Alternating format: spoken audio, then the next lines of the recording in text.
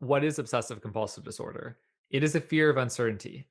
It's doing compulsive behaviors with the goal of trying to control the future, or it's avoiding things that scare you.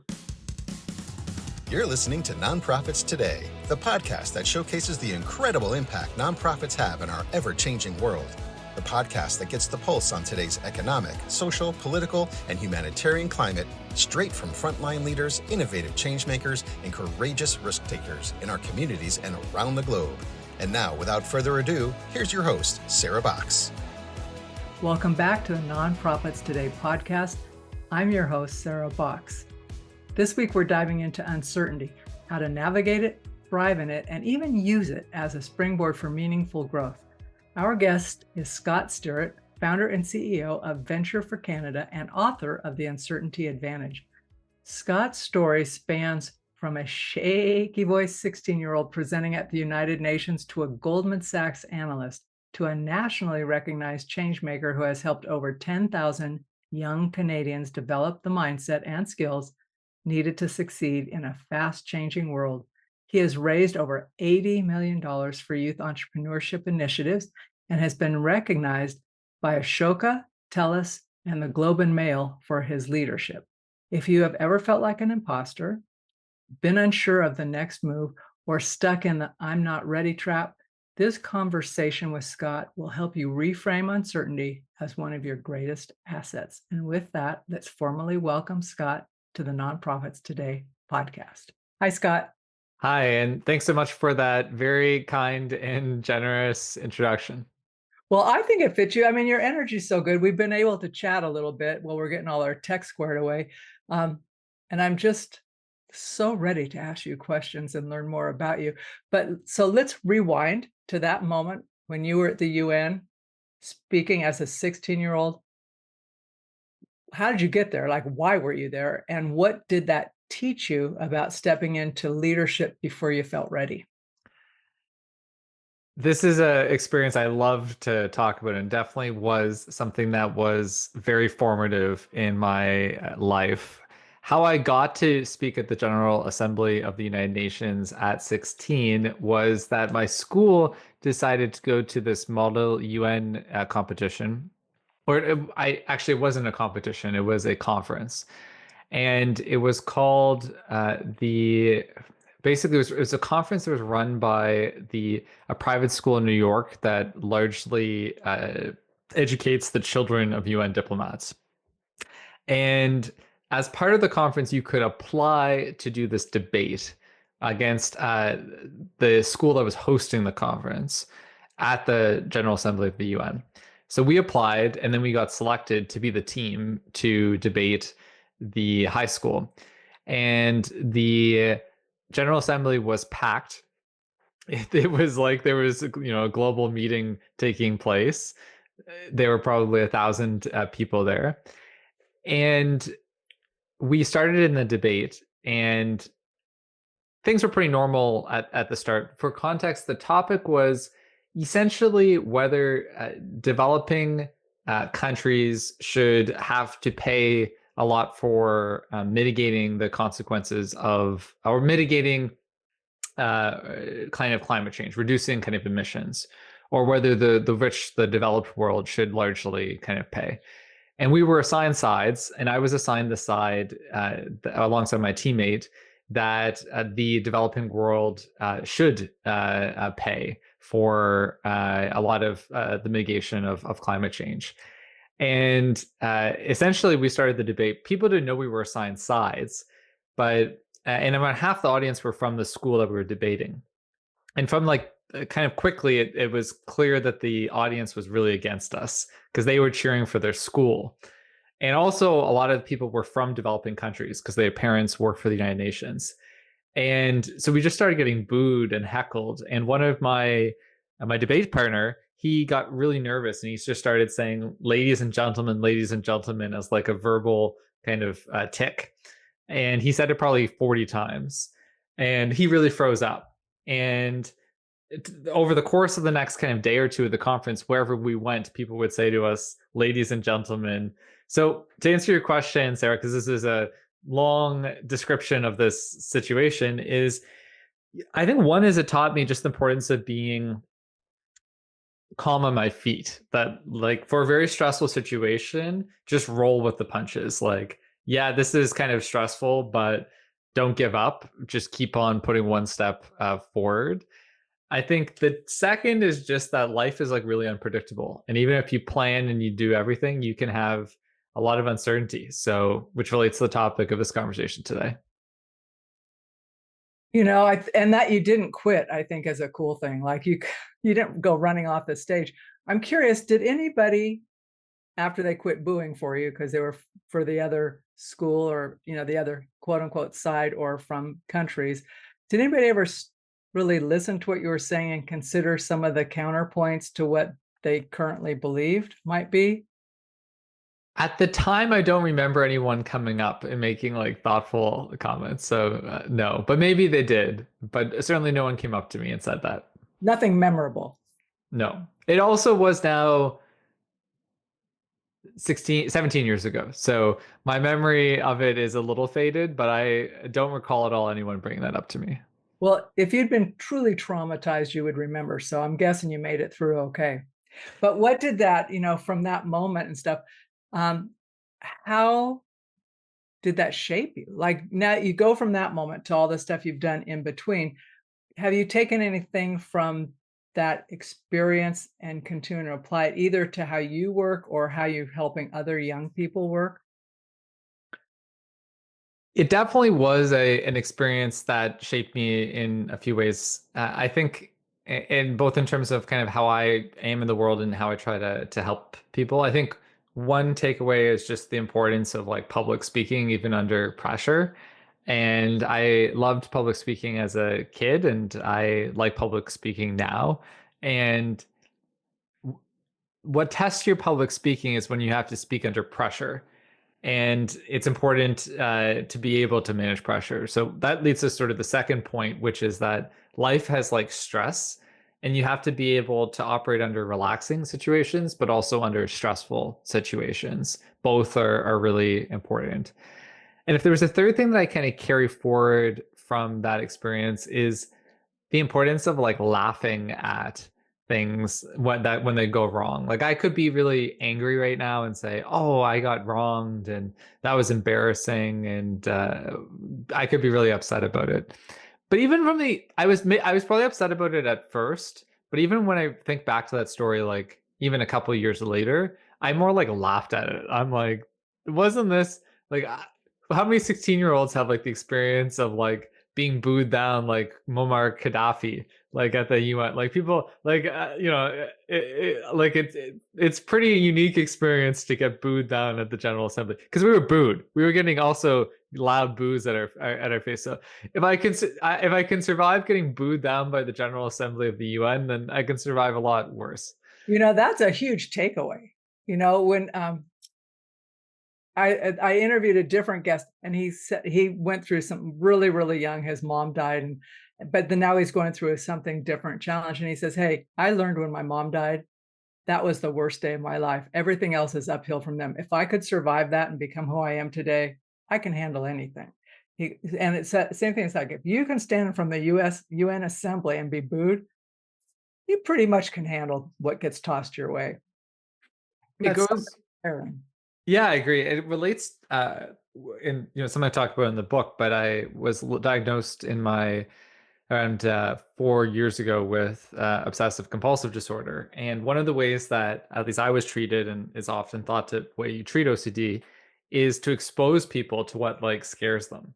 And I think that whether you have OCD or not, it's a good thing in life to think about of if you're really scared of something, then go do that thing.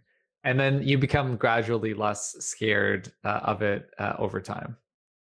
My husband and I just had that conversation this morning because there was a news story about this dad having his kid do something. You could tell the kid was real nervous about it. And basically, the dad just put him into it, right? It's like, there you go. And someone commented, that's a terrible parenting thing. I'm going, if you don't get pushed past that stuff where I can't, you're going to spend your whole life sitting waiting until you feel like you can, and it wasn't dangerous or anything. But then the next thing you see is this kid up there with someone totally different doing it the same thing. It's like, oh, I can do this. So it's freeing once you get past the scared part of it. So I love that. I kind of try and think, if I'm really nervous about it, I think it means I should at least go investigate, maybe do it, but at least go towards what makes me scared.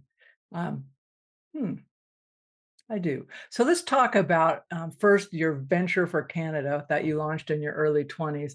Um, so what gave you the courage to start that?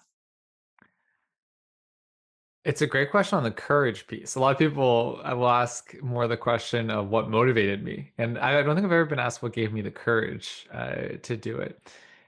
I'd say a couple things gave me the courage. I think first off, my parents, they were always been huge champions of me and actually encouraged me to leave Goldman Sachs to go create Venture for Canada, which I feel like not that many parents would go say, leave a good paying job in New York City to go create a not-for-profit with like that has no money.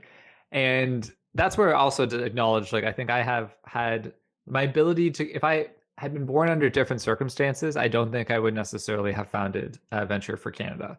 Like I have had a lot of entrepreneurial role models in my family, and I think that that influences me to become like an entrepreneur. Part of the reason I was motivated to create Venture for Canada is to provide more people the opportunity to be entrepreneurial.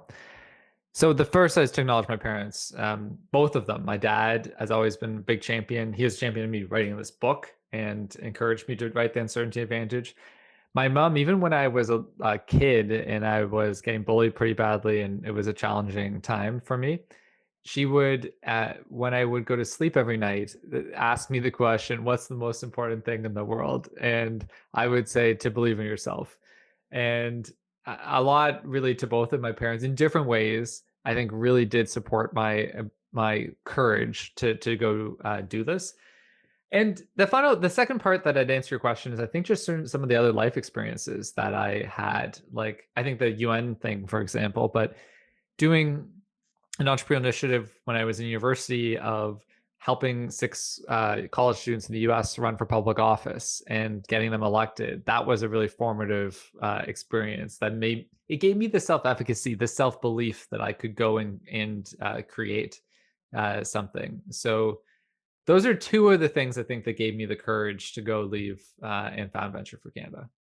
So when you started that, um, did you start very formally? Like, did you have financial projections, a plan, all that stuff? Because you're coming from Goldman Sachs, so you know your way around finances and stuff.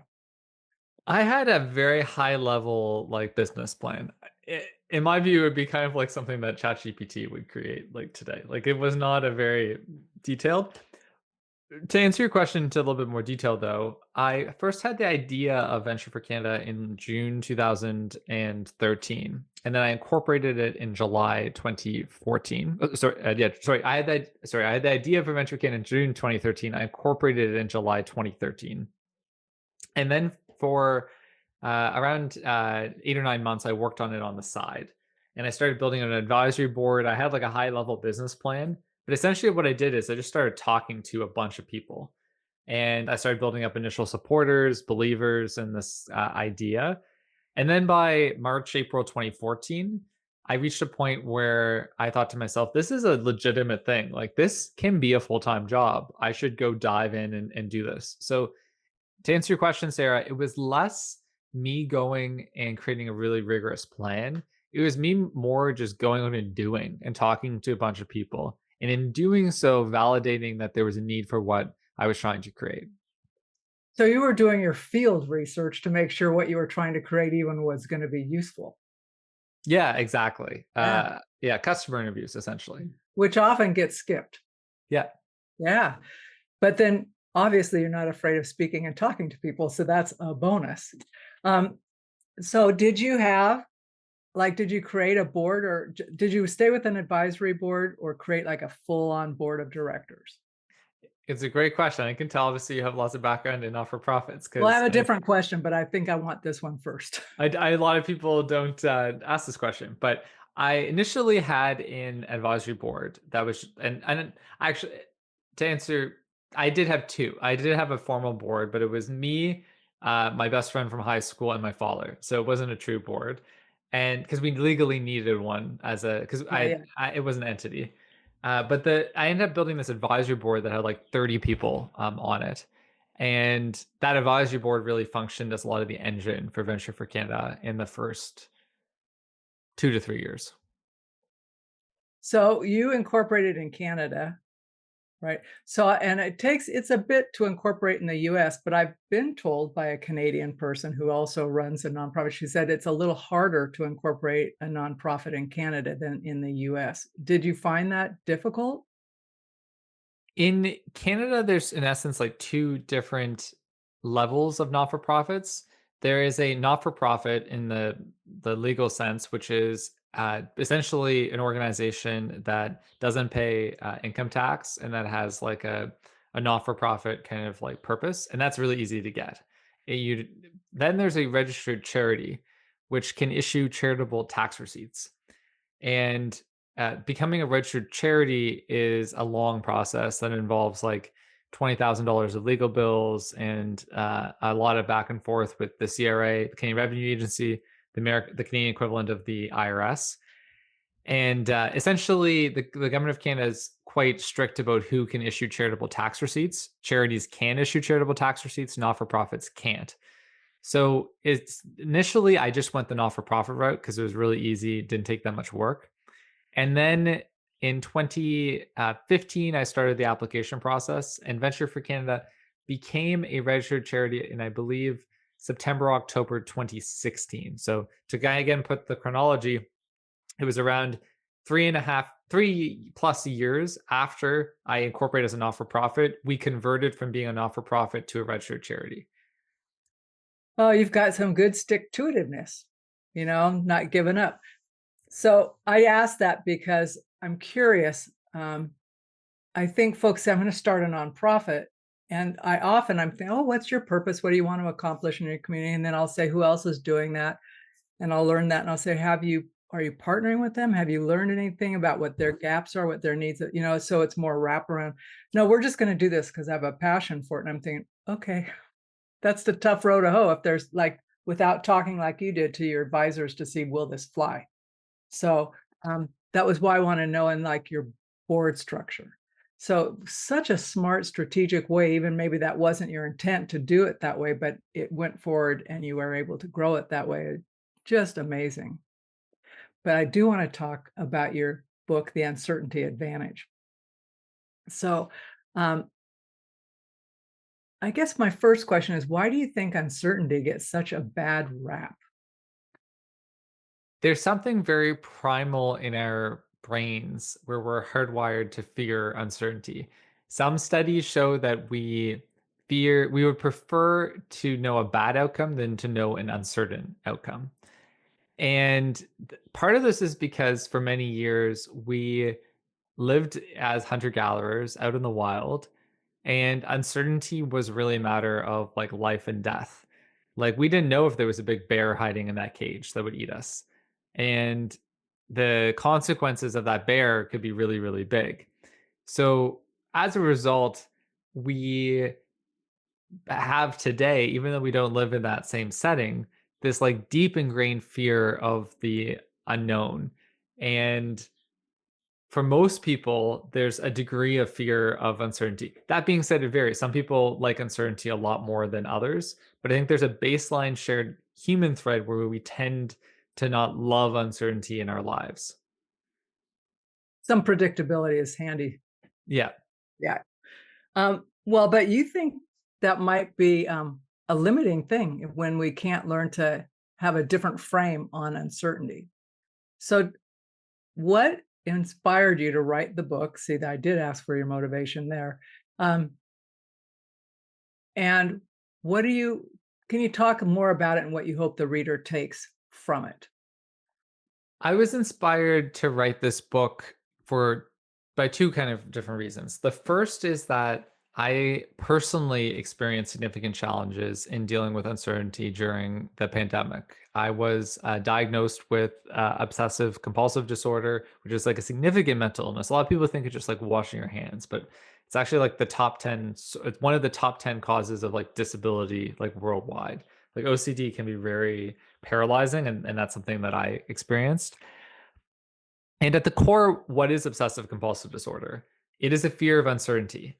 It's doing compulsive behaviors with the goal of trying to control the future, or it's avoiding things that scare you that and also desire to try to control the future. Essentially, those who are suffering from OCD want more certainty in their lives.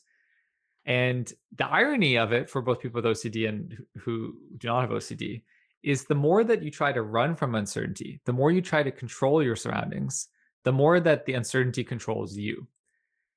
And that my own personal experiences dealing with this really motivated me to write this book. And also at the same time, I've been somebody who has loved uncertainty at different points in my life. Like I left a good job at Goldman Sachs when I was 22 to go launch a not-for-profit. If you saw that, if you read my bio or resume, you'd think this person's like an uncertainty junkie. But I think that the important point though is that our relationship with uncertainty ebbs and flows over time, and that's natural. That everyone has the capacity to be more comfortable with uncertainty. And the second major reason I was interested to write this book is because I saw my work at Venture for Canada, where we've helped over 10,000 people launch their careers across Canada. And these are predominantly young people, 18 to 30. That fear of uncertainty is arguably the most common thing that holds people back in their lives and careers. So, to answer your question, Sarah, I was motivated to write this book from my own personal experience as a young person struggling with uncertainty at some points, but also realizing that this is not just about me. This is a problem that so many people deal with and struggle at many points in their life, but I think can often be particularly acute for young people today. I agree, but I would say, in addition to that, it brings up all that stuff that people will ask me, like about imposter syndrome, and I don't feel ready. And so, when you're talking about that or helping young people, how do you approach that? Because that, to me, is partly uncertainty. Like, what's going to happen if I do this? What happens if I fail? Will I be laughed at? Could I even stand up in front of the UN assembly and be booed? It's a lot of uncertainty, um, and it can be paralyzing. Yeah, totally. I think for a lot of people, their anxiety reaction is to freeze and to not know, in essence, to do nothing. And that's something I see a lot with, like, for instance, job seekers. Like a lot of young job seekers who are anxious about the future just stop applying to jobs. And that's not a good coping mechanism for dealing with uncertainty. No, because the freezing method, it just makes things worse eventually. So, what is a strategy, though, that you might recommend for someone who's really trying to reframe fear about uncertainty into growth, like either a strategy or something to practice that can help them take the first couple of steps? I think you can build your risk-taking muscles gradually over time. And what I would recommend someone do is think about, like, what's one risk that they can take tomorrow that is just a little out of their comfort zone that nudges them in that direction. And then every day, just nudge it a little bit more. It's like if you're trying to work out and you're trying to build muscles in the gym, or you're trying to run faster, edge up just a little bit every single day. And if you want to be more comfortable with uncertainty, I would encourage you to think about building up your risk-taking muscles, because inherent to learning to love uncertainty is learning to love risks. Because what does risk mean? It's essentially when you take a risk, you're entering into an uncertain environment. Yeah, absolutely. That's very wise counsel, Scott. And I'm just reflecting, it's all those things that if you just do a little bit, then when you look back, you're thinking, wow, I did that. But it was so tiny as you're taking the steps that you don't really recognize how much gain you've made until you look back and you say, wow, I remember 2 months ago, I couldn't even envision being where I am today. Tiny, tiny compound effect happening. So, but what helps you stay grounded? Because we know that just because I'm imagining your OCD didn't just go away, right? So, what helps you stay grounded in times of rapid change or when things are just bouncing around? Yeah, and on the topic of OCD, I think it's an important thing to acknowledge. Like I still deal with OCD symptoms to like today. Like I do not, it didn't does not disappear from my mind. What I would say is that the severity of the symptoms go way down. And I probably today feel arguably better than I have in a very long time, but it doesn't disappear. And what helps me stay grounded today are a couple things. One are actually my OCD coping mechanisms, which are specific to me but are really helpful.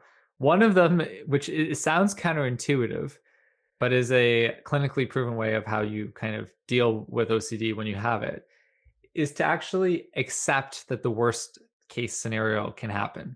Kind of what we were talking about earlier, Sarah.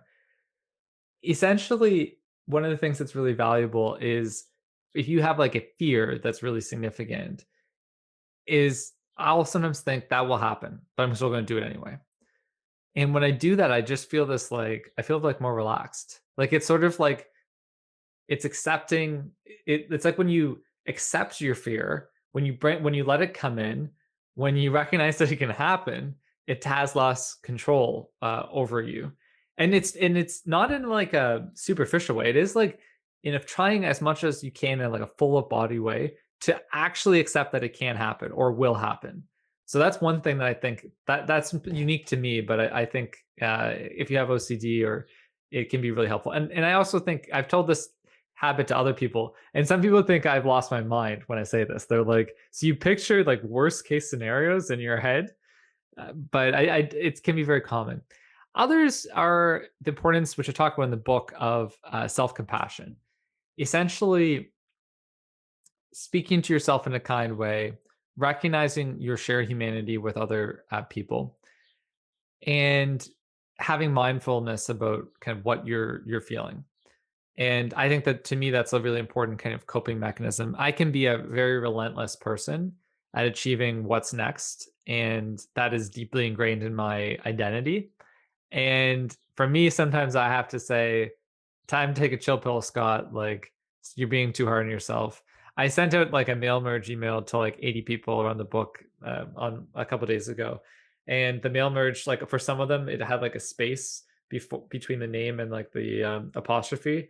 And I was like beating myself up about it, but then I was like, you know what? I make mistakes, not perfect. I was like, I'm going to use ChatGPT to fix it again.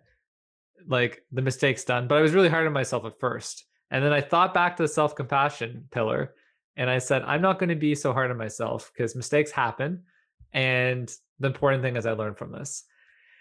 And a third thing I'd say in terms of just kind of staying grounded, the, and there's so many things I could say that are kind of like more common, which would be like exercise, sleep. But I'm going to try to focus more on something that maybe is a little bit more novel.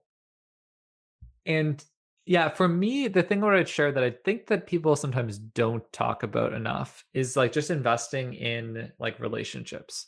Like that can be a relationship with like a romantic partner, that can be a relationship with friends. But I think that we are inherently social creatures. There's a reason why like some people think solitary confinement is like torture. Like we are meant to be with other people. And I think what's important to me is maintaining a large number of like high quality like relationships. And I think that that's what keeps me grounded through challenging times. That's so wise. And it's one of the things that's easy to let slip if you get hooked into the I've got to get all this stuff done thing, and if relationships isn't on that list of I need to do these things or I choose to do these things, it's easy to let them slip. Totally. It's and one thing that a book I read actually after writing my book, so it's not included in my book, is but I would include it today if I was rewriting the book. Is this message from the author of this book called I think it's 80,000 hours or anyway, it's something along kind of that title. And essentially, when it's called like time management for mortals, And what the author of that book talks about is the importance of recognizing you can't do it all. And that it's something I've been actually using on an almost daily basis because I can get into this frenetic, oh, I need to do this, I need to do this. And then sometimes I think, Scott, you can't do it all. And it sounds kind of I silly, love but it. it makes me feel way more chill.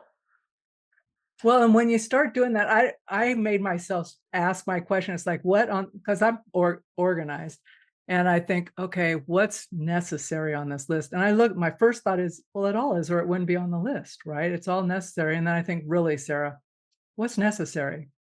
And I was surprised as I kept doing this that, say I had 5 things on there, they're pretty heavy, like they were outcome based. Um, I could do 1 or 2 and really have an impact, and the other 3 were just there to make me feel like I should do them. And I thought, "Why have you been doing this for years?" Like, "Gotta do it, gotta do it, gotta do it."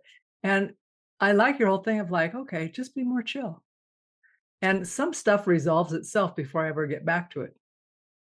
Totally. Yeah, it's like I think more people have a tendency towards anxiety can put this relentless pressure that everything needs to be done. And I still do that, so I'm not like cured, but I'm not I sure do. there is a cure. I think No, I there's a don't think. practice, Scott. I think it's just a practice. Yeah, agreed. It's a practice of just like, yeah, just saying can't do it all. And even for me, like I like to like be at inbox zero and kind of have things cleared out. And it's something I'm still working on up to be like, it's okay. I don't need to reply to everything instantly. It's okay. And I love that. I think it isn't a cure. It's building that practice of being okay. And I think too, the one thing I've observed is like as you get older in life and you have had more responsibilities and you're farther along in your career, it becomes harder and harder to respond to everything and to do it all. Like I think when I was 23 and I was kind of starting out, okay, it's a little bit easier. Now I run an organization that's a lot bigger. I have a lot more other commitments. And that advice about you can't do it all is like really important, I think, as your career progresses. Do you ever find yourself asking yourself, um, what would happen if I didn't? Like the inbox zero is a good example like it, but you must get flooded with people who want you to do something. Look at this, come to a meeting, do that, check this out. Do you ever find yourself just saying, I wonder what would happen if I didn't deal with it? I don't regularly ask myself that question, but I think that is a good one that I will carry forward after this interview. I Just think check it's it good out. advice. You don't have to do it. But I mean, it's a mind game, It right? is. Look at that and you think, okay, just because it's urgent for these folks, is it urgent for me? Is it urgent for my organization and the people I'm leading? Is it urgent? I don't think so. I think it's urgent for them.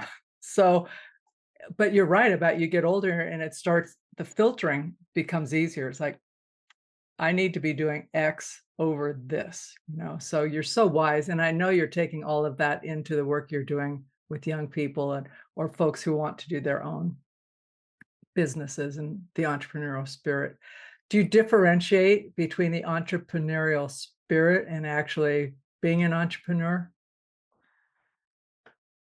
Yes, I do. I think the entrepreneurial spirit or entrepreneurial skills are the ability to identify and act upon opportunities to create value for others. And that's from a framework that's called EntreComp. That stands for the Entrepreneurial Competency Framework that was created by the EU. And I think everyone needs to be entrepreneurial in a world that feels like it is changing more quickly than ever. And more people need to be self employed, they are going to be freelancers. I think to be an entrepreneur in the noun sense is to found something new and to lead it. And while I think everyone needs to be entrepreneurial in the sense they need to identify and act upon opportunities, not everyone needs to found something. I once went to an event close to a decade ago in Toronto by a woman who at the time was working at Oxford University. And she had this great line where she said, the world doesn't necessarily need more founders, it needs more social impact. And I think that's very relevant in answering your question. Yeah, absolutely. You are so wise and you have such good ways of sharing your information that's digestible. And you're fun. You're just fun. So that's always an enjoyment having a guest that's fun and has a story like yours and is making an impact. So I'd ask you, here we are, we're recording this in July of 25. It'll probably be out within the next, I don't know when. I can't tell you that. I don't schedule them. But if it were a year from now, what would you hope to be celebrating for you and the work you're doing? By the way, I love your energy too. You're a very calming host, which I appreciate. I appreciate the kind words.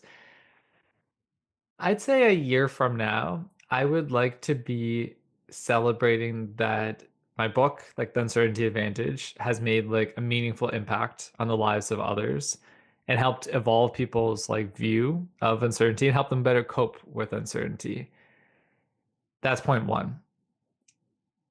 I would say the second thing that I would probably want to celebrate a year from now is that I'm actually leaving Venture for Canada at the end of this year after running this organization for it will be like 11 and a half years. So that's a long chunk of my life. A long time. And I think the next year I'll know what my next kind of thing is. A good chance it will be launching kind of something new and I have some ideas, but there's also some other opportunities. And I think that in a year from now, I'll be kind of at the beginning of that journey of that next thing. And to the point of uncertainty, it's a lot of uncertainty in my life too, because I'm leaving Venture for Canada, I have this book coming out, but I also feel like more energized than I've been in a long time, which it shows the upsides of uncertainty. And if I was to say maybe a third thing that I would look to be celebrating kind of a year from now, I think would be I think beginning in the early stages of thinking of like what a second book kind of would look like. I think I want to write other books. I don't think I'll be far from have written a second book, but I have some ideas and I've loved the book writing process, would love to write more. And yeah, I think in a year's time, I'd love to have an evolving sense of what the sort of next book project could be. Well, those are very specific. I bet you're I think you'll be in further than you think you'll be in a year from now. You're just like your energy's so forward, and I don't mean like specific on those things, but I feel like you've already accomplished them. They just haven't emerged yet. So where can folks get your book? On Amazon, anywhere that it's available? Okay. Yeah. If you're an American listener, you can get it on Amazon. Likewise, Canadian, UK, it's available wherever you use Amazon within those countries. And you can also buy the book in the United States at Barnes and Noble. You can buy it at Indigo in Canada. And you can also buy it at various independent bookstores around the world. So lots of different places. Small business, so we want to support them. Exactly. There's in particular, pretty significant distribution of the book at small businesses in Canada and evolving in other countries. But as a Canadian, there's more small businesses stocking it there. But yeah, I'm definitely a big supporter of independent bookstores. I'm a big supporter of small business. Yeah, love it. So okay, I'm going to give you the final words on the podcast. So leave our listeners with word of encouragement, something that was told to you that you've really taken forward, whatever you want, because it'll be wrapping up our podcast. You can't choose the level of uncertainty that exists in the world, but you can choose how you respond to uncertainty. We live in an era that is in many ways like defined by uncertainty, whether it is political instability, climate change, AI. We live in very uncertain times, and we can choose to see the fear in that uncertainty. And I think it's important to recognize that there is fear in uncertainty, or we can choose to see the possibility and the opportunities that can exist for all of us. So we don't choose the time. We have to deal with uncertainty whether we like it or not. But we can choose positivity, we can choose optimism, or we can choose anxiety, pessimism. And to me, I think the choice is pretty clear. Okay, listeners, I have loved speaking with Scott and having him share his thoughts and ideas with us as an audience. If you have also taken away some things from Scott's interview, I just encourage you to share it with a friend, someone who might be on the edge of wanting to start something and need to know more. Buy the book. So all that's going to be in the show notes as always. But the best way to help Scott reach his goals and dreams is to support him. So check him out, go to his social media pages, but most importantly, support him through the book so it can reach more folks and get that message out. And I'm looking forward to checking it out because I like to know how other people think about uncertainty. So with that, we'll be back next week with another episode. Until then, be well, take a couple of risks, strengthen your risk muscles a little bit at a time, and you'll be very surprised about how you feel. You've been listening to Nonprofits Today with best-selling author, change agent, and strategic nonprofit coach, Sarah Box. You can grab the show notes and find out how to work with Sarah and the Sandbox team at sarahbox.com. We'd love this podcast to reach as many people as possible, so be sure to rate, review, and share this podcast with someone you think would get value from this conversation. And be sure to tune in and power up with future episodes of Nonprofits Today.